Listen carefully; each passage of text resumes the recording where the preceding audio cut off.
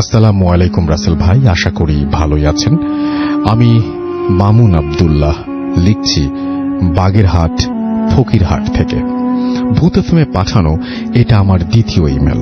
প্রথমটা হয়তো প্রচারযোগ্য ছিল না, তাই প্রচার হয়নি। কাজের ব্যস্ততার মাঝেও আপনাদের জন্য আমার দ্বিতীয় ঘটনাটি টাইপ করা। আশা করি এই ঘটনাটি আপনার ও শ্রোতাদের ভালো লাগবে। ঘটনাটি 1966 সালের দিকে আমার বাবার সাথে ঘটে, সম্পর্কে যিনি আমার দাদু হন, বাবার চাচার সাথে ঘটে। এইবারের ঘটনাটা আমার বাবার কাছ থেকে শোনা, যদিও ঘটনাটি বড়। আমি যথাসম্ভব ছোট করে গুছিয়ে লেখার চেষ্টা করছি। বেশ আগের কথা। আমার দাদুর নাম ছিল মাকসুদ শেখ। পেশায় তিনি একজন কবিরাজ ছিলেন। যুবক বয়সী, ভীষণ সাহসী, গানও গাইতে পারতেন বেশ। গ্রামের গানের আসর প্রতি বছরই তিনি সেখানে গান গাইতেন। সবুজ গ্রাম, মাঠের শেষ প্রান্তে ছিল দাদুর বাড়ি। একদিন কিছু লোক খুব তাড়াহুড়া করে একটা মেয়েকে দাদুর বাড়িতে নিয়ে আসে চিকিৎসার জন্য। দাদু বাড়িতে ছিলেন না। মেয়েটির আচরণ ছিল অস্বাভাবিক। আশেপাশের লোকজন বাড়িতে জড়ো হয়ে যায় মেয়েটিকে দেখতে।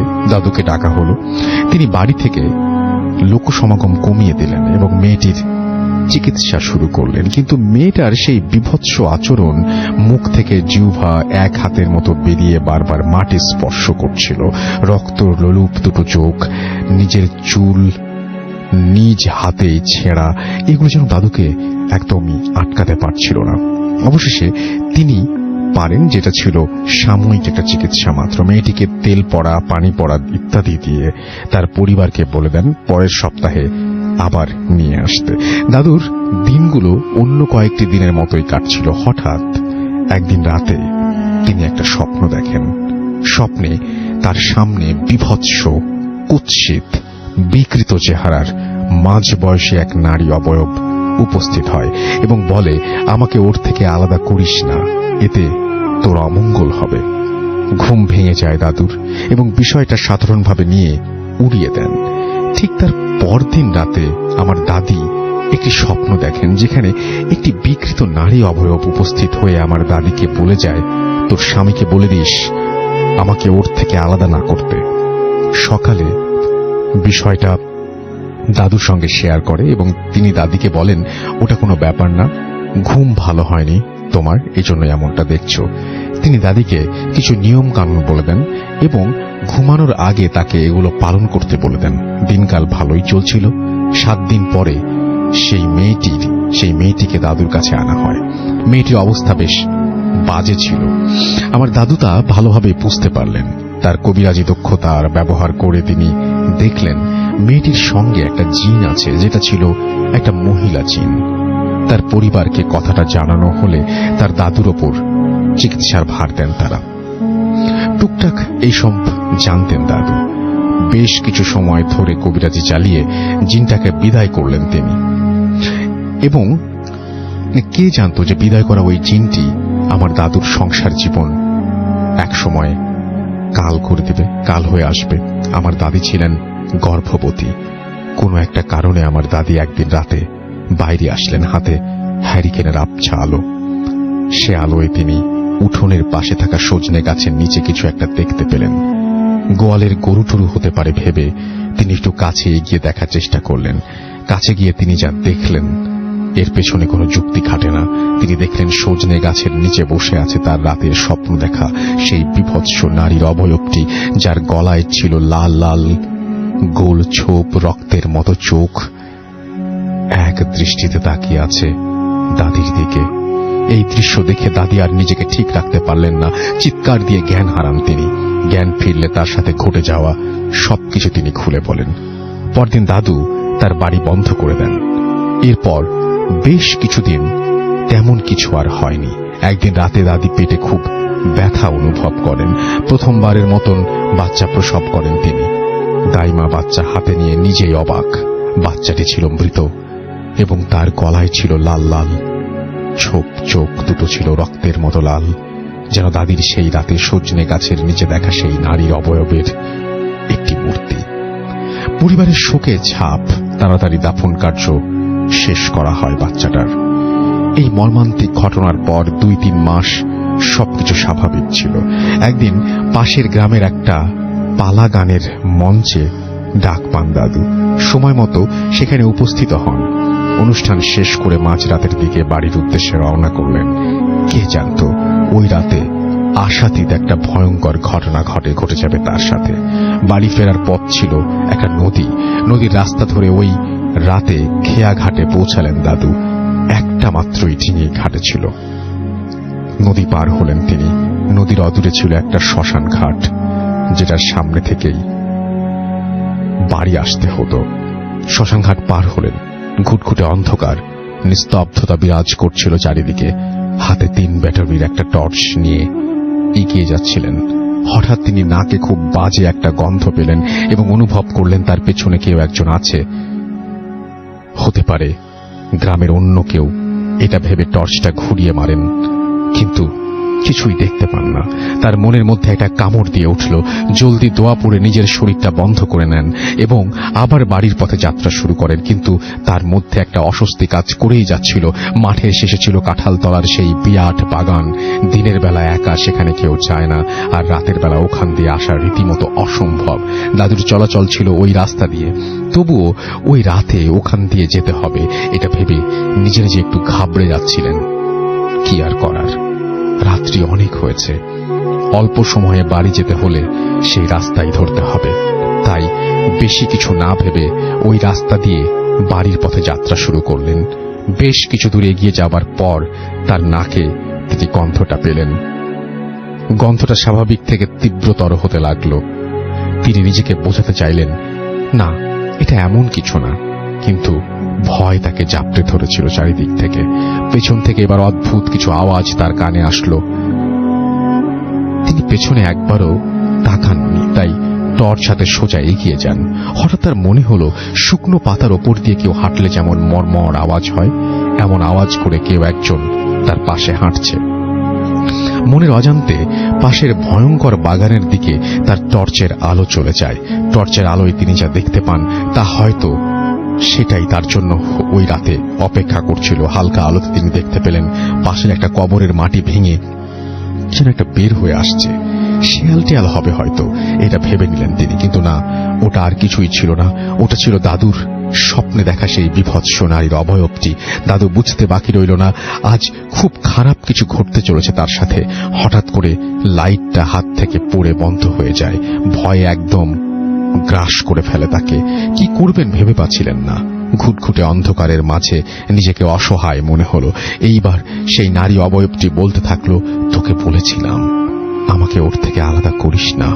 কণ্ঠটি হালকা থেকে প্রখর হতে লাগলো, যেন ওটা কাছে এগিয়ে আসছিল। এবং তাই হলো যেটা দাদু অনুমান করছিলেন। পেছন থেকে জাপটে ধরে দাদুকে অবয়বটি। অনেক চেষ্টা করেও নিজেকে ছাড়াতে পারছিলেন না। আল্লাহকে বারবার স্মরণ করছিলেন এবং নিজেকে অবয়বের হাত থেকে আলাদা করার চেষ্টা করছিলেন, কিন্তু না, কিছুতেই কিছু হচ্ছিল না। বারবার ওনার পিঠের ওপর চাপ সৃষ্টি করছিল অবয়বটি। এই বুঝি তার দেহ থেকে প্রাণটা বেরিয়ে যায়। নিস্তেজ হয়ে যান তিনি। বাঁচার শেষ চেষ্টাটা করবেন এটা ভেবে আল্লাহু আকবার বলে জোরে ঝাঁকি দিয়ে নিজেকে ছাড়ানোর চেষ্টা করেন, কিন্তু মুহূর্তের জন্য নিজেকে হালকা মনে হলো। শরীরের ওপর বোঝাটা বোধহয় আর নেই। দৌড় শুরু করলেন তিনি। কোন দিক দিয়ে দৌড়াচ্ছেন জানেন না, কতটা সময় নিয়ে দৌড়াচ্ছেন তাও মনে নেই। মনে আছে জ্ঞান হারানোর আগে উনি সামনে হালকা আলো দেখতে পেয়েছিলেন। পরের দিন নিজেকে নিজের বিছানায় আবিষ্কার করলেন। তার পাশে অনেক লোকজন, তাই তার দিকে সবাই তাকিয়ে আছে। রাতের ঘটনাটা খুলে বললেন তিনি। প্রাণে বাঁচলেও নিজের কোমরের বল হারান তিনি। শরীরের বিভিন্ন স্থানে ক্ষতের সৃষ্টি হয়। পরে এলাকার এক স্বনামধন্য কবিরাজের কাছে দাদুকে নিয়ে গেলে তিনি বলেন, মেয়েটির কাছ থেকে ওই জিনটি আলাদা করার জন্য এত কিছু ঘটেছে। এমনকি আমার দাদির সন্তান নষ্ট হওয়া ওই জিনটি দায়ী। পরের ওই কবিরাজ সেই বিভৎস নারী জিনটিকে আটকান এবং তাকে একটি বোতলে ভরে ভৈরব নদীর পানিতে ফেলে দেন। এরপর অনেক বছর জীবিত ছিলেন দাদু। জীবনে চলার পথে আর কখনো সোজা হয়ে দাঁড়াতে পারেননি। কোমরের ওপরের অংশ বাঁকা হয়েছিল তার। মাথার নিচের দিকে ঝুঁকে লাঠি ভর করে হাঁটতে হতো তাকে। এরপর তিনি অনেক বছর জীবিত ছিলেন, 4 সন্তানের বাবাও হয়েছিলেন। তার সাথে, তার পরিবারের সাথে এমন আর কখনো হয়নি। এই ছিল ঘটনা। ধন্যবাদ আমার ঘটনাটি পড়ে শোনাবার জন্য। ধন্যবাদ সকল শ্রোতাদের ধৈর্য ধারণ করে ঘটনাটি শোনার জন্য। ভূত এফএম দীর্ঘজীবী হোক। এরপরে তিনি তার নাম এবং ঠিকানা দিয়েছেন। থ্যাংক ইউ ভেরি মাচ এবং চমৎকার একটা ঘটনা আমাদেরকে উপহার দেওয়ার জন্য। আমরা চলে যাব আমাদের প্রথম অতিথির কাছে, আফনান ভাইয়ের কাছে। আসলে ভাই, আজকে যে ঘটনাটা আমি শেয়ার করব সেটা খুলনার ঘটনা। আমি গত মাসে খুলনা গিয়েছিলাম। তো ওখানে যেহেতু ক্লাস নেওয়ার জন্য বাংলাদেশের বিভিন্ন জায়গায় যেতে হয়, তো খুলনাতে আমাদের রেডিও ফুর্তির কিছু শ্রোতা আছে আর কি। তো গেলেই ওরা আমার সাথে দেখা করে। তো এর মধ্যে একজন হচ্ছে সৈকত এবং রূপম। আমি রূপমের কাছ থেকে ঘটনাটি শুনেছি এবং রূপমের আত্মীয়ের সাথে ঘটে যাওয়া ঘটনা আর কি। ওকে। তো ঘটনাটির স্থান রাসেল ভাইয়া খুলনার বয়রা বাজার। বয়রা নামক একটা জায়গা আছে, যারা খুলনায় যারা থাকেন তারা সেই জায়গাটা সম্পর্কে পরিচিত অবশ্যই। তো ওই বয়রা বাজার থেকে একটু ভিতরে একটি জমিদার বাড়ি আছে। স্থানীয়রা সেটাকে মল্লিক বাড়ি হিসাবে চেনে। তো ওই বাড়িটার মানে আমি ওখানে যাই নাই, কিন্তু ওইখানে ও যেভাবে বলেছে, রূপম যেভাবে বলেছে সেভাবে আমি বর্ণনা করছি যে ওই বাড়িটার পাশে বিশাল বাগান রয়েছে। একটা সময় সেখানে অনেক কিছু ছিল। এই বাগানেও এখন তো খুব শুনশান নীরবতা থাকে। এই বাগান কেন্দ্রিক অসংখ্য ঘটনা রয়েছে আর কি। আর ওই বাড়িটা কেন্দ্রিক আছে রাসেল ভাই, সেই ঘটনাটা আমি শেয়ার করব এখন আর কি। তো যিনি মানে এই রূপমের যাদের সম্পর্কে বলেছেন তাদের মানে আত্মীয় আর কি, ভাই হয় সম্পর্কে। তো প্রথম যার সঙ্গে ঘটনাটা ঘটে, ওনারা 4 ভাই। একজনের নাম হচ্ছে মহসিন, যিনি সবচেয়ে বড়। মেজজনের নাম হচ্ছে মাসুম, সেজজনের নাম হলো মামুন, এবং সবার ছোট যিনি নাম হলো মোহাম্মদ আলী। 4 ভাই ওনারা। তো ফার্স্ট যিনি মহসিন, যার নাম ছিল, ওর বয়স তখন ছিল 27 কিংবা 28 বছর। ঘটনাটি শুরু কিন্তু 1996-97 সালের দিকে। 27 বা 28 বছর ওনার বয়স ছিল। হঠাৎ মানে এমনিতেও তো ওনাদের ওই জমিদার বাড়িতে বিভিন্ন ছোটখাটো সমস্যা দেখে ওনারা অভ্যস্ত ছিলেন। বিশেষ করে ওই বাগানের ওই সাইডটাতে মাঝে মাঝে রাতের বেলা অনেক আলো দেখতেন। ওরা দেখে আসলে ওনারা অভ্যস্ত ছিলেন। কিন্তু নতুন করে কিছু সমস্যার সূত্রপাত ঘটে। যেমন হঠাৎ রাতের বেলা ওনার মনে হতো ছাদের উপরে ওই যে আমরা যখন ওই যে বুলডোজার যেটা চলে রাস্তায়, অনেক সময় ভয়ঙ্কর শব্দ শুনি বুলডোজার চলার, মনে হতো মানে ছাদের উপর দিয়ে বুলডোজার চলছে, মানে এরকম শব্দ হতো এবং খুব ধূপধাপ শব্দ হতো। এই শব্দটা হওয়ার মোটামুটি 10 থেকে 15 মিনিটের মাঝখানে একটা বিরতি থাকত এবং ওই যিনি বড় ভাই ছিলেন মহসিন ভাইয়ের ঘরের মধ্যে ধপ করে একটা শব্দ হতো। আচ্ছা। তো মনে হলো কেউ হয়তো বা কোনো কাঠের উপরে জোরে একটা শব্দ করেছে, এরকম মনে হতো। তো এটা হওয়ার পরেই মানে উনি খেয়াল করতেন যে ওনার ঘরের মধ্যে একজন মহিলা মানে এই মাথা থেকে ও মাথা হেঁটে মানে পায়চারি করছে আর কি, এরকম হাঁটাহাঁটি করে। উনি যতটুকু দেখতে পান সেটা হচ্ছে মহিলার যে চুল, এটা চুলটা সামনের দিকে নিয়ে আসা, মানে চেহারা দেখা যায় না, অনেক বড় চুল, চেহারাটা ঢাকা থাকে। এইভাবে অনেকক্ষণ হাঁটাহাঁটি করার পর হঠাৎ এই মহিলাটি ওই মহসিন ভাইয়ের একদম মুখের কাছে এসে চলে আসে এবং ওইভাবে অনেকক্ষণ তাকিয়ে থাকে। তো উনি যখনই মানে ভয়ে উনি চোখ খুলতে পারেন না। এবং এই ঘটনাটা প্রথম দিন যখন ঘটে, ওনার তো মানে বুঝতেই পারছেন যে খুব ভয়ঙ্কর অবস্থা হয়ে যায়। উনি পরিবারের সাথে কথা বলেন যে এরকম উনি ঘটনা দেখেছেন। পরিবার থেকে প্রথম দিকে বলে এটা হয়তো বা মনের ভুল হতে পারে, এটা হয়তো বা তুমি দুঃস্বপ্ন দেখেছো, এরকম বলে আর কি। কিন্তু না, রাসেল ভাই, প্রতিদিন এই ঘটনা ঘটতে থাকে। যখন এই ঘটনা প্রতিদিন ঘটতে থাকলো তখন ওনারা স্থানীয় যত মানে কবিরাজ আছেন যারা এই রিলেটেড ট্রিটমেন্ট গুলো করেন, প্যারানরমাল এক্সপার্ট যারা আছেন, তাদেরকে ডেকে নিয়ে এই ট্রিটমেন্ট গুলো করানোর চেষ্টা করে, কিন্তু ফলাফল আলটিমেটলি জিরো। প্রতিদিন একই ঘটনা এরকম, ঠিক রাতের বেলা মধ্যরাত্রে বা রাত্রের শেষ দিকে আজানের আগে হঠাৎ ধাপ করে একটা শব্দ হয় ঘরের মধ্যে। প্রথম দিকে হলো ছাদে ওই শব্দটা হয়, এর খানিকক্ষণ পরে এই ঘরের মধ্যে ধপ করে শব্দ, তারপর এই যে হাঁটাহাঁটি শুরু হয় এবং হাঁটাহাঁটার এক পর্যায়ে হঠাৎ মুখের সামনে চলে আসে ওই অবয়বটা, অনেকক্ষণ তাকিয়ে থাকে, অনেকক্ষণ একভাবে কোনো নড়াচড়া নেই, মনে যে স্ট্যাচুর মতো, মূর্তির মতো অনেকক্ষণ তাকিয়ে থাকে। তো আসলে এই সমস্যার থেকে সমাধান পাওয়ার দরকার। তখন ওনারা বাবা মা সিদ্ধান্ত নিলেন যে এনাকে মানে মহসিন ভাইকে বিয়ে দিয়ে দিবেন। তো মহসিন ভাইকে বিয়ে দিয়ে দিলেন। তো অদ্ভুত ব্যাপার, রাসেল ভাই বিয়ের পরে ওনার সাথে এই ধরনের কোনো ঘটনা ঘটেনি। তো সবাই ধারণা করেছিল যে সমস্যা সলভ হয়ে গেছে, কিন্তু সমস্যার আসলে সূত্রপাত ছিল এখানে। এই ঘটনা যখন মহসিন ভাইয়ের সাথে ঘটনা শেষ হয়ে গেল, তখন ওনার ইমিডিয়েট যিনি ছোট মানে মাসুম ভাইয়ের সাথে ঘটনা ঘটা শুরু। আচ্ছা, ঠিক একই ঘটনা। তো মাসুম ভাই ছিল ভয়ঙ্কর টাইপের ভীতু প্রকৃতির লোক। তো ওনার থেকে বয়স 2-3 বছরের ছোট ছিল, জি, মানে মহসিন ভাই থেকে। তখন এই একই ঘটনা ঘটছে এবং উনি এটা সহ্য করতে পারতেন না। মহসিন ভাই তো তাও কিছুদিন সহ্য করেছিলেন, উনি কিছুদিন সহ্য করতেন। রাত্রেবেলা খুব চিৎকার চেঁচামেচি করতেন, খুবই মানে ওনার শারীরিক অবস্থাও খুব খারাপ হয়ে গেল, মানে খুবই বাজে অবস্থা। তখন পরিবার থেকে চিন্তা করলেন যে যেহেতু মহসিন ভাইকে বিয়ে দেওয়ার পরে সমস্যাটা হয় নাই, তাহলে ওনাকেও যেহেতু বয়স ওনার থেকে 2-3 বছর কম, সুতরাং বিয়ে দেওয়া যাবে, তাকেও বিবাহ দিয়ে দেওয়া হয়। অদ্ভুত ব্যাপার আসলে বিয়ের পরে কিন্তু তার সাথে এই সমস্যাটা আর ঘটে নাই। আচ্ছা, সবাই চিন্তা করছে আচ্ছা ঠিক আছে, তাহলে সমস্যা হয়তো বা সমাধান হলো। কিন্তু রাসেল ভাই এই সমস্যাটা আবার পর্যায়ে ভর করে তার ঠিক ইমিডিয়েট ছোট চাই মামুন ভাইয়ের সাথে, তার সাথে একই ঘটনা। কিন্তু তারা যেহেতু মোটামুটি সর্বোচ্চ 2 বছরের বা সর্বোচ্চ 3 বছরের ব্যবধান ছিল তাদের বয়সের, তাকেও এই সমস্যা থেকে মানে যেহেতু দেখা গেল দুইজনের একইভাবে সমস্যার সমাধান হয়েছে, তো তাকেও বিয়ে দেওয়া হয় এবং তার সাথেও এই সমস্যাটা থাকে না। আচ্ছা, কিন্তু রাসেল ভাই এই 3 জনের যখন বিয়ে হয় না, সবার যে ছোট ভাই তার বয়স ছিল 12 কি 13 বছর, তখন এর সাথে এই ঘটনা ঘটা শুরু করে। এখন স্বাভাবিকভাবে যেই প্রক্রিয়ায় 3 ভাইয়ের সমস্যাটা সমাধান হয়েছে, সে তো ছিলেন নাবালক ছেলে, তাকে তো বিবাহ দেওয়া যাচ্ছিল না। এখন প্রতিনিয়ত তার সাথেই ঘটনা ঘটা শুরু করেছে এবং অন্য 3 ভাইয়ের সাথে যে ঘটনাটা ঘটা শুরু করেছিল এর বেলায় ঘটে তার উল্টাটা।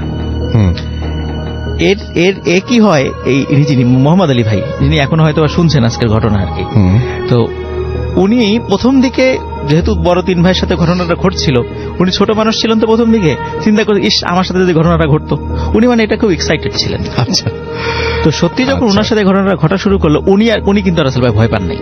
আচ্ছা, উনি একদম বিষয়টা স্বাভাবিকভাবে নিয়েছেন এবং শুধু তাই না, উনি রাতের বেলা মানে ওনার ভাষ্য অনুযায়ী উনি রাতের বেলা অপেক্ষা করতেন যে কখন ওই ধপ করে শব্দটা হবে, ঘরের মধ্যে আসবেন এবং হাঁটাহাঁটি করবে এবং তার দিকে তাকিয়ে থাকবে। আচ্ছা, কিন্তু ওই অন্ধকার ঘরে শুধু ডিম লাইট জ্বালানো থাকতো, তো ওই মহিলার চেহারাটা দেখতে পারতেন না। এইভাবে কিন্তু রাসেল ভাই বহু বছর কেটে যায় প্রতিদিন। তো তখন যে প্রবলেমটা হয় যে মাসুম ভাই মানে ওই মোহাম্মদ আলী ভাইয়ের সাথে ঘটনা ঘটে থাকে, যখন ওনার বিবাহের বয়স হয়ে যায়, তখন পরিবার থেকে বিবাহ দিতে চায়, কিন্তু উনি নিজেই আর বিয়ে করতে চায় না, যে না আমি বিয়ে করবো না, বিয়ে করলে হয়তো বা আমি এই দৃশ্যটা দেখতে পারবো না, এইভাবে প্রতিদিন আমার সাথে দেখা করে আমি এটাই করতে, মানে ওনার সাথে একটা ভালোবাসার সম্পর্ক হয়ে গেছে আর কি, এরকম একটা অবস্থা। তো একদিন রাসেল ভাই মোহাম্মদ আলী ভাই যেটা করে বসেন আর কি, মানে বেশি সাহস মানে দেখাতে গিয়ে যে ঝামেলাটা বাধায় ফেলেন, সেটা হলো ওই প্রতিনিয়ত যখন ওই কিছুক্ষণ হাঁটাহাঁটি করার পরে যখন একভাবে এসে তাকিয়ে থাকে, ওই দিন মোহাম্মদ আলী ভাই উনি চিন্তা করেছেন যে এর চেহারা তো আমি এত বছরে দেখলাম না, 10-12 বছর হয়ে গেল, আমি তো চেহারা দেখলাম না, আজকে চেহারাটা আমি দেখবো, এর চেহারাটা কেমন। তখন যখনই ওই মুখটা সামনে নিয়ে এসেছে, আসার সাথে সাথে মোহাম্মদ আলী ভাই কি করেছে, উনি হাতটা বাড়িয়ে খপ করে তার চেহারায় হাত দিয়েছে। আচ্ছা, যে চেহারাটা কেমন, এবং সে কথা বলেছে। রাসূল আরেকটা বিষয়, এই মহিলা যিনি আসেন ইনি কিন্তু কারোর সাথে কখনো কথা বলে না, কখনো এই 10-12 বছর আসছে কখনো তার সাথে কথা বলে নাই। তো উনি খপ করে তার মুখে হাত দিয়ে বসেন, চুলের সামনে তো চুল থাকে, মুখ করে হাত দিয়ে মুখটা চেপে ধরেন আর কি।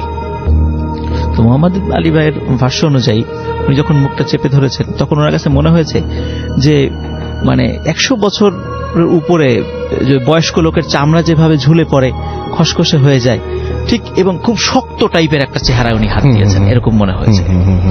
এবং যখন উনি হাত দিয়েছেন রাসেল ভাই, তখনই ওই ছায়া মূর্তিটি অদৃশ্য হয়ে যায়।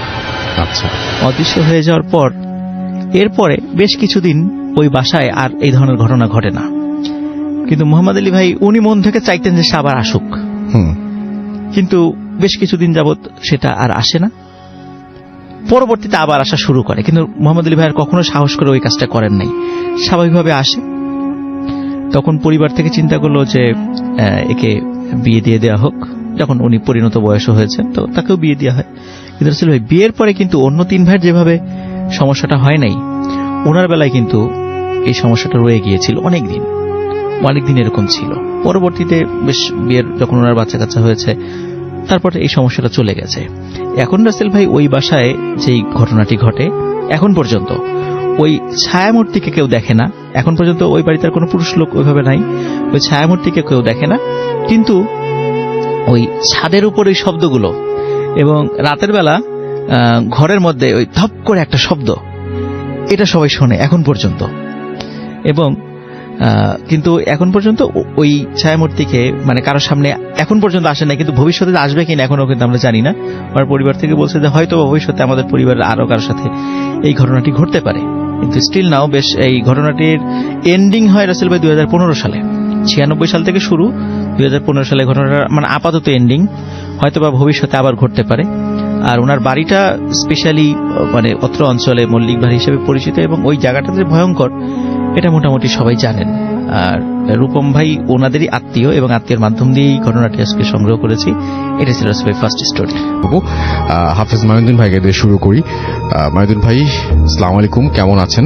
ওয়ালাইকুম আসসালাম, আলহামদুলিল্লাহ ভালো আছি। জি, আপনি গত সপ্তাহে এসেছিলেন এবং আপনার একটা ঘটনার কিছু অংশ বলেছিলেন, এবং বলেছিলেন যে তারপর আপনি সেখানে যাবেন এবং সেখানকার আপডেট আমাদেরকে জানাবেন আজকে। সেটা একটু আমাদের একটু প্লিজ জানান। তো গত শনিবার আমার যাওয়ার কথা ছিল, সেখানে আমি শনিবার যেতে পারিনি, সেখানে আমি রবিবার যাওয়া হয়। জি, কিন্তু ভয়ঙ্কর যে সমস্ত ঘটনা শুক্রবার থেকে শুরু হয়ে যায় শান্তার সাথে।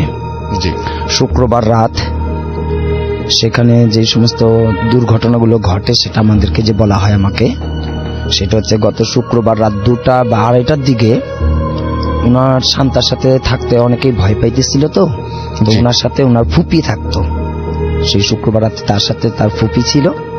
তো রাত 2টা 2:30টার দিকে নাকি তার পুরো ঘরটাতে সুগন্ধি চালের খুশবুতে ভরে গেছিল। তো মানে সেই সুগন্ধি চালের গ্রানটা খুব কম ছিল, পরে নাকি আস্তে আস্তে আস্তে আস্তে পুরো ঘর ছড়িয়ে গেছে সুগন্ধি চালের খুশবুটা। তো ওনার ফুপি বলতেছে এই এখন এত সুগন্ধি চাল অর্থাৎ পোলাওয়ার চালের গ্রান গুলো আসতেছে কোত্থেকে। তো উনি উঠলো, বাতিটা জ্বালালো। যখন বাতিটা জ্বালালো দেখলো সে যে জানালার পর্দার পেঁচানো, জানালার পর্দার সাথে একটা সাপ পেঁচিয়ে ছিল। সেই সাপটা জানালার সামনে পর্দার সাথে পেঁচানো ছিল। উনি তো দেখে একটা চিৎকার দেন। তো মানুষ আসার আগে দিয়ে সেই সাপটা চলে যায়। তখনই শান্তা তো ঘুমানো ছিল, কিন্তু শান্তা তখন খুব জোরে হাসতেছে, পরে আবার কান্না করতেছে। পরে সে একটা সময়তে সে উঠে চলে যেতেছিল, বাসার থেকে বের হতে যেতেছিল। তো ওনাকে খুব জোর করে সবাই ধরে রাখে, এবং তাদের ঘরে একটি পানি পড়া ছিল, সেটা তাকে ছিটে দেওয়াতে সে আবার অচেতন হয়ে যায়, জ্ঞান হারিয়ে ফেলে। তো শুক্রবারটা ছিল এমন। এরপর শনিবার দিন ভর দুপুর বেলায় আরেকটা নাকি ঘটনা ঘটে। সেটা হচ্ছে আমার যাওয়ার কথা ছিল, আমি তো শনিবার যেতে পারিনি। তো শনিবার ভর দুপুর বেলায় যেটা ঘটনা ঘটে, সে শনিবার দিন সকালে উঠে গোসল করলো, খাওয়া দাওয়া সবই করলো। ঠিক ভর দুপুর বেলায় 12টা বা 12:30টার দিকে নাকি হঠাৎ করেই সে ঘরের থেকে জিনিসপত্র ভাঙচুর শুরু করে দিল। ঘরে কাছের জিনিসপত্রগুলো খুব ছুঁড়ে মারতে লাগলো, ভাঙচুর করতে লাগলো, এবং সে কান্না করতে লাগলো। তো তার ফুপি ছিল, তার ফুপি তার সাথে খুব বকাঝকা করতেছে, এমন কেন করো। তো তার এগুলো কিছু বলে না, সে একটু পরে হাসে, একটু পরে কান্না করে। তোর ফুপি আবার ওকে ধরে ওই কিছু দোয়া পড়ে যখনই ফু দিবে, তখন ফুপিকে নাকি এমন জোর একটা চর মারে। তখন ফুপি তাকে আর কিছু করতে পারেনি, ফু দিতে পারেনি। কিন্তু শান্তা সেটা নাকি জানে না যে ওকে যে চর মারলো ফুপি, সে ফুপিকে খুব খুশি একটা চর মেরে দেয়। তো ফুপিও তখন সেখান থেকে বের হয়ে যায় এবং ভয় পাইয়ে যায়। সে শান্তার সাথে আর এখন কেউ থাকেনি। শনিবার রাত্র ছিল একটা ভয়ঙ্কর। সেইখান হইতেছে ও যখন ঘুমিয়েছিল, তো মধ্যরাত্রে বেলায় এরকম গভীর 3টা-4টার দিকে নাকি ওয়াশরুম থেকে দেখা যাচ্ছে যে কল থেকে পানি অঝরে পড়তেছিল। তো কে যেন বলতেছে যে ওয়াশরুমে পানি কে ছেড়ে রাখছে, শান্তা তো ও তো ঘুমিয়ে আছে। তো ঘরে যখন ওয়াশরুমে গেছে পানিটা দেখার জন্য যে কে কল ছেড়ে রাখছে বন্ধ করবে, সে যখন দরজাটা নাকি ওয়াশরুমের দরজাটা খুলছে, সেইখানেও নাকি যে ওনার চাচা হয় না কি যেন হয়, তাকেও সেখানে একটা চড় মারে। তো সেই রাত্রিবেলাও তারা সবাই আতঙ্কে এবং খুব ভয়ে তারা সবাই মিলে দোয়া দুরুদ পড়তে থাকে। এবং সে শান্তার ঘরটা একমাত্র এখন সেদিন বন্ধই ছিল, ওকে একা রাখা হয়েছিল, সে এখানে আর কেউ থাকেনি ভয়ে। রবিবার দিন আমি যখন গিয়েছি বিকেল বেলা সন্ধ্যার দিকে আর কি, আমি বসে সবাইকে বললাম ঠিক আছে আসেন। সবচেয়ে বড় ভয় ছিল যে আমি যখন গিয়ে ওকে ডাকছি শান্তারকে বসে, সে কোনো মতেই উঠবে না, সে হাসতেছে, সে আবারও বলতেছে আমাকে যে আপনি কেন আসেন বারবার, আমাকে ডিস্টার্ব না করলে কি আপনার সময় কোনো অসুবিধা হয় না, মানে আপনি কেন আমাকে অসুবিধা করেন বারবার এসে, আপনি কেন আসতে না বলেছি, আপনি জানার পরও আমাকে কেন এত বিরক্ত করতেছেন, আপনি চলে যান। তখন বললাম হ্যাঁ আমি তো চলে যাব, কিন্তু আমি আপনার সাথে কিছু কথা বলতে চাই। জি। যে আপনার এরকম কতদিন ধরে চলবে, আপনার যে মানসিক সমস্যা হয়ে গেছে, আপনি এমন পাগলামি করতেছেন, সবাই ঘরের মধ্যে অসুস্থ হয়ে গেছে, সবাই নারাজ আপনার প্রতি, তো সবাইকে আপনি কিভাবে খুশি করাবেন আমাকে সেটা বলে দেন। তা আবার সে খুব হাসলো। পরবর্তীতে আমি যখন কোরআন থেকে কিছু তেলাওয়াত করি তখন আমার হাতের মধ্যে একটা আঁচড় পড়ে যায়, আমার এই হাতের মধ্যে আছে আঁচড়টা, সেই হাতের মধ্যে আমাকে একটা আঁচড় দেওয়া হয়। দরজাটা ছিল বন্ধ, আমার আঁচড় দেওয়ার পরে দরজাটা ছিল বন্ধ, সেই দরজাটা এমন ভাবে জোরে খুলে যায় মানে বিকট শব্দে, এতে সবাই ভয় পেয়ে যায় প্রচন্ড ভাবে। পরবর্তীতে আমি ওনাকে জিজ্ঞেস করলাম এখন আপনার নামটা বলেন, কোথা থেকে আসছেন এবং আপনার নামটা আমাকে বলে দেন। সে বলেই না, সে চুপ করেই বসে আছে। পরবর্তীতে আমি বললাম দেখেন আমাকে নাম বলতে হবে এবং আপনি কোথা থেকে আসছেন কেন আসছেন সেটাও আমাকে বলে দেন। সবচেয়ে বড় বিষয় হচ্ছে আপনি ঘর থেকে সবাইকে মুক্তি দান, সবাইকে খুশি করান, সবাই খুব অসন্তুষ্টিতে আছে, পেরেশানিতে আছে, আপনি কষ্টই মেয়েটাকে আঘাত দিতে পারেন না, আপনি চলে যেতে পারেন। কোনো কথাই সে বলতেছিল না। পরবর্তীতে যখন আমি কোরআনে পাক থেকে তেলাওয়াত করে একটি ফু দেওয়া হয় তখন সেই শান্তা অজ্ঞান মানে জ্ঞান হারিয়ে ফেলে। কিছুক্ষণ পর বেশ আধা ঘন্টার পরে মতন সে উঠে বসে এই যে তার যা কিছু হয়েছে সে বলল যে কোনো কিছুই নাকি তার স্মরণ নেই। উনি যে বিক্রমপুর গিয়ে যে দাওয়াতে খেয়ে আসছিল ওইটাও নাকি তার মনে নেই। এই যে আসার পরে যে কি হয়েছে না সে নাকি কিছুই বলতে পারে না। পরবর্তীতে সে বলছে যে আমার এগুলো কিছু কষ্ট ছিল, আমার শরীর ভার ছিল, কেন এলোমেলো ছিল আমি কাউকে ঠিক মতন চিনতে পারিনি। তবে এই যে আমাদের এই কাজ যে সাপ জিনটা, জিন সাপটা প্রচন্ড শক্তিশালী এবং ক্ষমতাধর ছিল, যা খুবই কষ্ট হয়েছে, যে আমিও আঘাত পেয়েছি। এমন একটি খুব ভয়ঙ্কর জিনটা ছিল এটা। তা এখন ছাড়ানো হয়েছে, কিন্তু ও বলছে যে আমি আবারও দেখা করব, আমি আবারও আসবো, আমি আবার ওর সাথে দেখা করে যাব। তো আমি এটাও বলছি, উনি আমাকে বলছে যে পূর্ণিমা যখন হয় আর অমাবস্যা যখন হয় আমি ওই সময়তে দেখা করব, যদি সম্ভব হয় ওই সময়তে তাকে হেফাজত করে নিও। কিন্তু সে বলছে অমাবস্যা এবং পূর্ণিমায় আমি ওর সাথে দেখা করব। ওকে, এটাই ছিল ভাইয়া। Thank you so much. আমরা এখন যাচ্ছি আমাদের আফনান ভাইয়ের কাছে এবং তার কাছ থেকে আমরা সেকেন্ড যে ঘটনা তার সেটা শুনবো। আশা করছি আপনাদের ভালো লাগবে। ধন্যবাদ রাসেল ভাই দ্বিতীয়বার সুযোগ দেওয়ার জন্য। রাসেল ভাই এমনিতে সাধারণত সরাসরি ঘটনায় চলে যাই, তো আজকে আসলে আমি এখানে এসে সবার ঘটনা শুনে আমার এতটাই ভালো লাগছে যে আমি কোনো ঘটনা আসলে কমপ্লিমেন্ট না করে কিন্তু থাকতে পারছি। আচ্ছা, জি বলেন। স্পেশালি ফার্স্টে যে আপুটা এসেছিলেন নরওয়ের অসলো থেকে, আমার এক বন্ধু আছে নরওয়ের অসলোতে থাকে। বছর 2 আগে ও আমাকে একবার বলেছিল যে অসলোর নেস নামক একটা জায়গায় এরকম একটা জায়গা আছে যেখানে গেলে নাকি সুইসাইড করতে ইচ্ছা করে, বাট সেটা কি কোনো চার্চের ওখানে কিনা এরকম কিছু বলে নাই আমাকে। তো আমি ওকে বলেছিলাম যে ঠিক আছে আমাকে এরকম ঘটনা পেলে জানাই, কিন্তু পরবর্তী ওর সাথে আমার যোগাযোগ করা সম্ভব হয় নাই। তো আমি তো জানতাম না আপু ঠিক ওই জায়গার ঘটনাটাই বললো। আমার পাশ থেকে যখন বলছিল আমি খুব মনোযোগ দিয়ে শুনছিলাম যে আসলে ওই এটা তো এরকম একটা কথা তো আগে আমাকে বলেছিল আমার এক বন্ধু। আর রাসেল ভাই, অনেকে বিশ্বাস করে না যে এরকম জায়গা থাকতে পারে। আমি এর আগেও কিন্তু অনেকদিন আগে একটা ঘটনা বলেছিলাম, জাপানের ফুজিয়ামা শহরের। জি। জাপানের ফুজিয়ামা শহরে একটা জঙ্গল আছে, সবাই এটাকে সুইসাইড ফরেস্টই বলে। ওখানে কেউ গেলে ওখানে সবার ইচ্ছা করে যে সুইসাইড করবে, এবং যারা ওখান থেকে সুইসাইড করার অ্যাটেম্প্ট নেয় কিন্তু করতে পারে না, বেঁচে ফিরে আসে, ওরা কিন্তু বাকিটা জীবন মেন্টালি ডিসেবল হয়ে থাকে। আচ্ছা, সুতরাং এরকম ওয়ার্ল্ডে কিন্তু এরকম বেশ জায়গা আছে এরকম অবিশ্বাস করার কিন্তু কোনো উপায় নেই। বিশেষ করে ইউরোপিয়ান কান্ট্রিগুলোতে এটার পরিমাণ অনেক বেশি, বরং আমাদের এশিয়াতেই সেটা কম, ওখানে অনেক বেশি। আর জাদুবিদ্যার সবচেয়ে বেশি চর্চা হয় কিন্তু রাসেল ভাই আফ্রিকাতে এবং দক্ষিণ আমেরিকাতে, এটা সবচেয়ে বেশি হয়। তো রাসেল ভাই, এখন আমি সরাসরি আমার ঘটনাটা চলে যাচ্ছি। তো এই ঘটনাটি রাসেল ভাই আমাকে দিয়েছে আমাদের রাজবাড়ী ভৌতিক টিমের সদস্য সজীব। আমিও এর আগে অনেক ঘটনা দেয় আর কি, আজকে এবারও দিয়েছে। সরাসরি ঘটনাটা চলে যাই।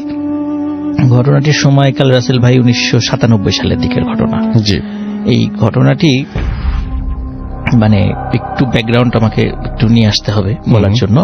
সেটা হলো যে পাবনা জেলার নাজিরগঞ্জ থেকে সাধারণত দেখা যায় ওই সময় হতো কি, ওই যে কিছু আমরা যেটাকে ওই যে কামলা বলি আর কি, ওই যে গ্রামে যখন ধান কাটার মৌসুম হয় ওই সময় কিন্তু বিভিন্ন জায়গায়, বিশেষ করে উত্তরবঙ্গ থেকে শুরু করে বিভিন্ন জায়গা থেকে কিন্তু লোক আসে ধান কাটার জন্য। যে এলাকায় অন্তত ধান পাট বেশি হয়, আমাদের ফরিদপুর অঞ্চল বা রাজবাড়ী অঞ্চলে ধান পাট একটু বেশি হয় আর কি। তো যার কারণে এখানে এই কামলারা আসেন আর কি। তারপর সিজন শেষ হলে তারা আবার বাড়িতে চলে যান। দেখা যাচ্ছে ওই সময়ে আপনার কিছু লোক আসে আপনার নাজিরগঞ্জ থেকে, আর আসে হচ্ছে রাজবাড়ী জেলার কালুখালী উপজেলার হেলেঞ্চা গ্রামে। রাসেল ভাই, এর আগেও আমি কালুখালী নিয়ে কিন্তু অনেকগুলো ঘটনা বলেছি, এবং আমাদের রাজবাড়ী জেলার, আমার বাসা যেহেতু রাজবাড়ী জেলার সবচাইতে যে হন্টেড এরিয়া যেগুলো আছে ম্যাক্সিমাম কিন্তু এই কালুখালী উপজেলার মধ্যে পড়ে। এবং আমি নিজেও সরজমিনে কয়েকটা জায়গায় গিয়েছি, মানে সেই রিলেটেড ঘটনা বলে, যেমন জামালের বাগানের একটা ঘটনা বলেছিলাম, একটা বিলের ঘটনা বলেছিলাম, আমি নিজে সেখানে গিয়েছি একদম সশরীরে। তো এই গ্রামের নামটা ছিল হেলেঞ্চা গ্রাম, এখনো আছে গ্রামটা। তো এই হেলেঞ্চা গ্রামের ঘটনাটা ছিল ওই নাজিরগঞ্জ থেকে আপন দুই ভাই আসেন আর কি একটা বাড়িতে, একটা বড় একটা গেরস্ত বাড়িতে কাজ করার জন্য। তো ওনারা ওই গেরস্ত যিনি, ওই বাড়ির মালিক, ওনারা দেখতেন যে এই আপন দুই ভাই খুবই অনেস্ট, পরিশ্রমী, এবং তাদের উপরে যে সাধারণত দেখা যায় মানুষ অনেকে কাজে ফাঁকি দেয়, দাঁড়িয়ে থেকে কাজ করাতে হয়, দেখা যায় তারা খুবই সব কাজগুলো খুব সুন্দরভাবে করেন। এবং গেরস্ত ওদের দুইজনকে খুব ভালো লাগে। আবার দেখা যাচ্ছে যে কাজের মাঠের মধ্যে নামাজের ওয়াক্ত হয়ে গেছে, তারা কিন্তু একদম মানে কাজ ফেলে দিয়ে নামাজ পড়ে আবার কাজ শুরু করে। আচ্ছা। তো এটা দেখে গেরস্তর খুব ভালো লাগে। ভালো লাগার পরে তখন যখন সিজনটা শেষ হয়ে যায়, সবাই যখন বাড়ি চলে যাবে, তখন ওই গেরস্ত তখন ওই দুই ভাইকে বলে যে তোমাদের দুইজনকে আমার খুব ভালো লেগেছে, তো আমার মানে দুটো মেয়ে আছে, তোমরা তোমাদের পরিবারের সদস্যদের আমার ঠিকানা দাও, বাড়ির ঠিকানা দাও, আমি আমার দুই মেয়েকে তোমাদের সাথে বিয়ে দিতে চাই। তো ওরা দুইজন ছিল কিন্তু রাসূল ভাই খুবই গরিব। আচ্ছা। কিন্তু ওদের কাজ এবং আচার আচরণ, কথাবার্তা এতটা ভালো লেগেছে যে ওনার নিজের আপন মানে দুই মেয়েকে বিবাহ দিতে রাজি হয়েছেন। তখন ওরাও খুব ভদ্রতার সাথে বলে যে আমাদের বাবা জীবিত নাই, আমাদের মা জীবিত আছেন, যে ঠিকানা দিচ্ছি, আপনারা আসেন আমাদের বাড়িতে।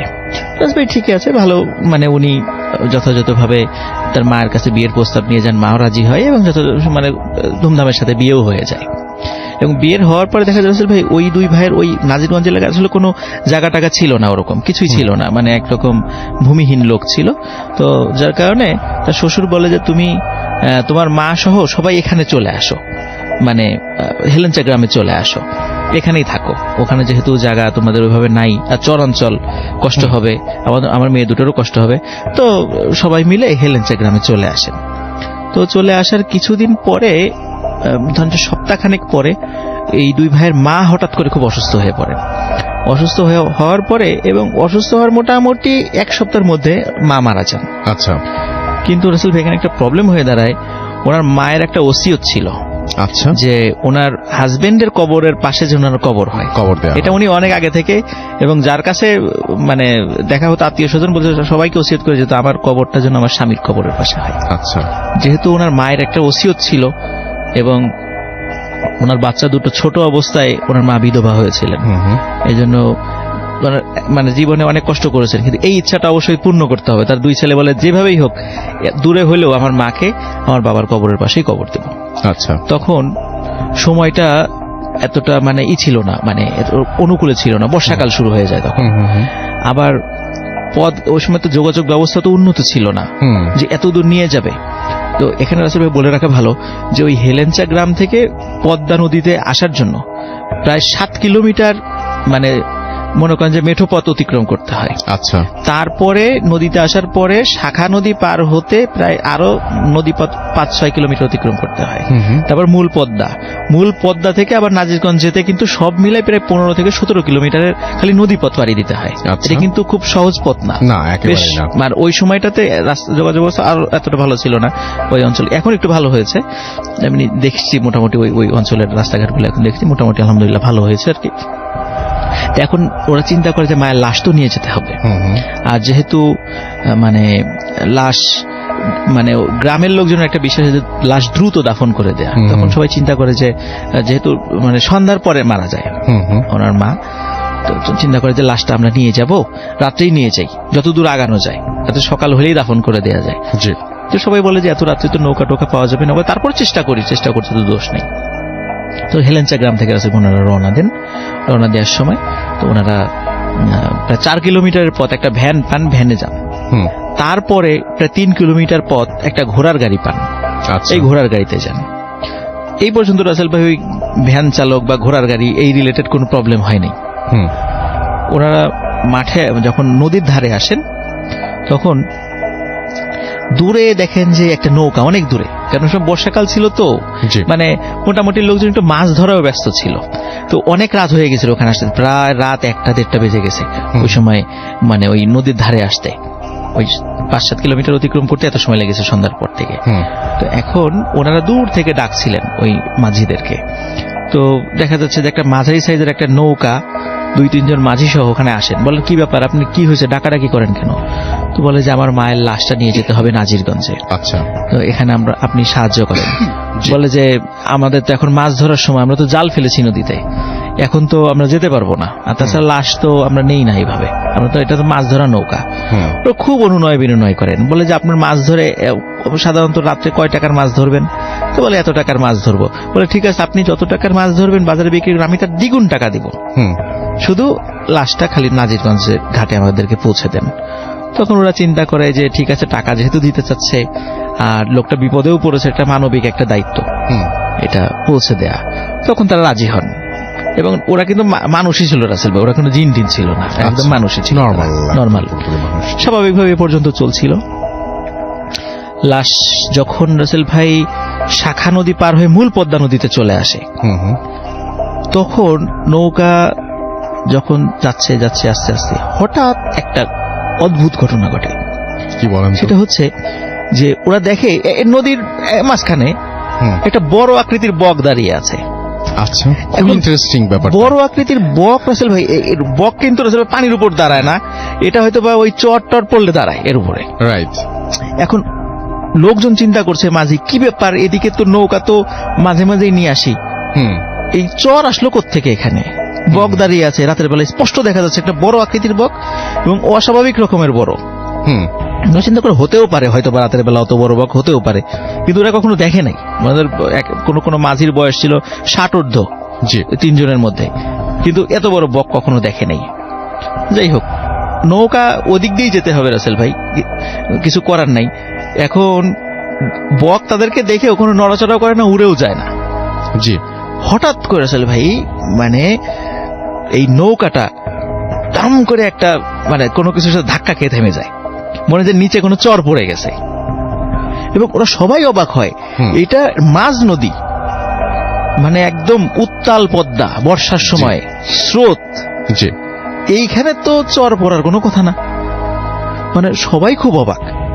যাই হোক, যেহেতু একটা ধাক্কা খেয়েছে তো নৌকাটা তো সরাতে হবে, এবং ধাক্কা খাওয়ার পর দেখে রাসেল ভাই বক ওটা ওইভাবেই আছে। সে কি করছে, ওই নদীর মধ্যে মাথাটা ঢুকিয়ে মাছ খাওয়ার চেষ্টা করছে। তো একজন মাঝি নামার পরে দেখে যে সত্যি তার মোটামুটি হাঁটু পানিরও নিচে পানি আর কি, মানে ওখানে চর আছে। খুব অবাক হন, চর তো থাকার কথা না এখানে, খুব চিন্তিত হয়ে পড়ে। তো যাই হোক, যেহেতু আছে কিছু করার নাই, হতেও পারে কোনোভাবে। উনি ধাক্কা দিয়ে নৌকাটা চর থেকে দূরে সরাই নিয়ে, যাতে নৌকাটা একটু ঘুরিয়ে নিয়ে যাওয়া যায়। আচ্ছা। তো রাসেল ভাই যখন উনি নৌকাটা ধাক্কা দিয়ে সরানোর চেষ্টা করছিলেন, কিছুতেই নৌকা সরছিল না, মনে হচ্ছে কোনো একটা জিনিস নিচ থেকে এমন ভাবে নৌকাটা টেনে ধরে রেখেছে যে কোনোভাবেই সেটা সরানো যাচ্ছে না। তো উনি মনে করছেন হয়তো বা চরের একটু বেশি উপরে উঠে গেছে নৌকা, যার কারণে ধাক্কা দিয়ে সরাতে পারছেন না। তো সবাই নৌকার উপরেও যারা ছিল তখন কয়েকজন মাঝে চিন্তা করলো, আচ্ছা ঠিক আছে, উনি একা যেহেতু পারছেন না, তাহলে আমরাও নামি। আচ্ছা।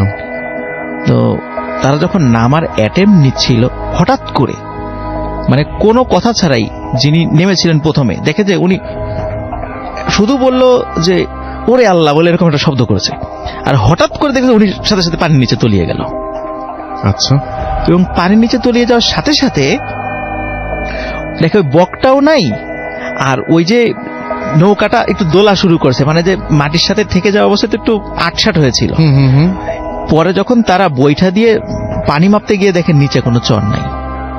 আচ্ছা, অদ্ভুত ব্যাপার। তো একটা তাহলে ওই ইটা কোথায় গেল, ওই মাঝি কোথায় গেল? তখন ওই দুইজন ওনারা একটু ডুব দিয়ে খোঁজার চেষ্টা করেন, কিন্তু কোথাও পায় না মাঝিকে। অনেকক্ষণ খোঁজার চেষ্টা করেন, আশেপাশে খোঁজার চেষ্টা করেন, কোথাও পায় না। তো হঠাৎ মাঝির লাশ ভেসে ওঠে মোটামুটি আধা ঘন্টার মধ্যে। দেখে যে হাঁটু থেকে, মানে তার ঠিক যতটুকু অংশ পানির নিচে ছিল শরীরের, এই ততটুকু অংশ আর শরীরের সাথে নাই। আচ্ছা। এই দুই পায়ের ওই অংশ হাঁটুর নিচ থেকে সেটা ভ্যানিশ, মানে কেউ মানে টান দিয়ে ছিঁড়ে ফেলেছে এরকম একটা অবস্থা। আর তার মানে ডেড বডি পাওয়া যায় আধা ঘন্টার মধ্যে। তো এটা দেখে সবাই ভয় পান, কি ব্যাপার, এটা কিভাবে হলো, নিশ্চয়ই মানে এখানে ব্যতিক্রম কোনো জিনিস আছে। তখন ওনারা চিন্তা করেন তাড়াতাড়ি নৌকাটা পার হয়ে যায়, এখান থেকে বিদায় হই, ওই লাশটাও নৌকায় ওঠার পর তাড়াতাড়ি নৌকা। এখন তারা চিন্তা করছে এখন মাঝ নদীতে আসছে, এখান থেকে নাজিরগঞ্জটাই কাছে, ফিরে যাওয়াটা আরো বেশি পথ। চিন্তা করলাম তারা নাজিরগঞ্জে চলে যায়, যেহেতু নাজিরগঞ্জটা কাছে, এখান থেকে অনেক দূর, নাজিরগঞ্জের কাছাকাছি চলে আসছি। তো যাওয়ার মনে করেন যে আধা কিলোমিটার পার হওয়ার পর আবার নৌকাটা আটকে যায়। আচ্ছা। একই রকম ভাবে, এবং দেখে ওই সেই বকটা ওখানে দাঁড়িয়ে আছে, বড় আকৃতির বকটা। এইবার ওরা চিন্তা করে যে এইবার তো আর উপায় নাই, এইবার মৃত্যু আমাদের নিশ্চিত।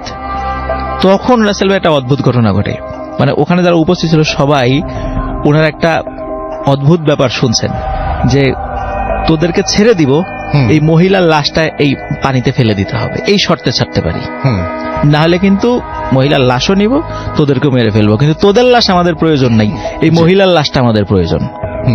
এখন তোরা বাঁচতে চাইলে এই মহিলার লাশটা ফেলে দিবে। এখন আসলে ওনার দুই সন্তান, এটা কি কখনো সম্ভব মায়ের লাশটা ফেলে দেবে? এটা কিন্তু একটা ইম্পসিবল ব্যাপার, এটা কখনো হতে পারে না। এটা হতে পারে না, নিজের মায়ের লাশ পানিতে ফেলে দেবে। কে বা কে বলছে জিন হইতে পারে, ভূত হইতে পারে, তাদের কথা শুনে মায়ের লাশ ফেলে দেবে, এটা হইতেই পারে না। আর ওরা দুইজন খুব নামাজ কালামি লোক ছিলেন। তখন চিন্তা করেন এই সমস্যা থেকে উত্তরণের জন্য কি করা যায়। তখন এক ভাই বললেন যে নৌকা চালাতে থাকবা, আমি আজান দিব, যতক্ষণ পর্যন্ত নৌকা ঘাটে না পৌঁছাবে নাজিরগাছ পর্যন্ত আমি আজান থামাবো না, আজান শেষ হয়ে যাবে আমি আবার দিব, আমি শেষ হয়ে যাব অন্য ভাই দেয়া শুরু করবে, এইভাবে চলতেই থাকবে। আর ওনারা যে দুইজন মাঝি জীবিত ছিলেন, ওনারা মানে প্রচন্ড জোরে নৌকা বাইতে থাকবেন। তো সত্যি রাসেল ভাই ওনারা আজান দিতে থাকেন একের পর এক, এবং দেখে যে ওই বকও উড়ে যায় আর নৌকাও মানে চলা শুরু করে। এইভাবে নাজিরগঞ্জ পর্যন্ত ওরকম যায়। যাওয়ার পরে যথাযথভাবে তার মায়ের লাশটা দাফন করা হয়। দাফন করার পরে এই ঘটনাটা কেন ঘটলো সেইটার একটা বিষয় অনুধাবন করার চেষ্টা করা হয়। সেটা হলো রাসেল ভাই, আমরা এই বিষয়গুলো আসলে অতটা বুঝতে পারি না, যে মানুষের ওই যে অনেকে মারা যায়, আমরা ওই যে আমাবস্যা, পূর্ণিমা তিথি, একাদশী, এরকম কিন্তু অনেক তিথি থাকে, তিথির হিসাব যদিও আমি অতটা জানি না। তো ওই জিনেরা এই সমস্ত বিষয়ের হিসাব রাখে, যে সাধারণত এই ধরনের মানে ওদের রাশি বা এই তিথির সাথে মিলে যাওয়া, কিন্তু আমি জানতাম না আসলে এরকম। হ্যাঁ, মিলে যাওয়া এই ধরনের, এই যে আমরা রাসেল ভাই শুনি না যে অনেক সময় দেখা যাচ্ছে যে একটি লাশ নিয়ে যাচ্ছে পিছন থেকে, ওই লাশই বলছে যে আমার লাশটা নিস না, রেখে যা। তখন যারা লাশটা বহন করছে সবাই ওই লাশটা ফেলে চলে যায়, দেখা যায় ওই লাশটা অদৃশ্য হয়ে গেছে বা কেউ নিয়ে গেছে। সাধারণত রাসেল ভাই এই ঘটনা সবসময় ঘটে না। ওই যে নির্দিষ্ট কোনো সময় রাশির সাথে মিল রেখে যদি কোনো মানুষ মারা যায়, দৈবক্রমে এই ধরনের ঘটনা ঘটে, সাধারণত ওই লাশগুলো জিনেরা ওই জাদুটোনা করার জন্য এই লাশগুলো ব্যবহার করে। আচ্ছা, তো এই সময় এই ধরনের কোনো বিষয়ের ক্ষেত্রে জিনেরা ওই লাশগুলো যে কোনো উপায়ে নিয়ে যাওয়ার চেষ্টা করে।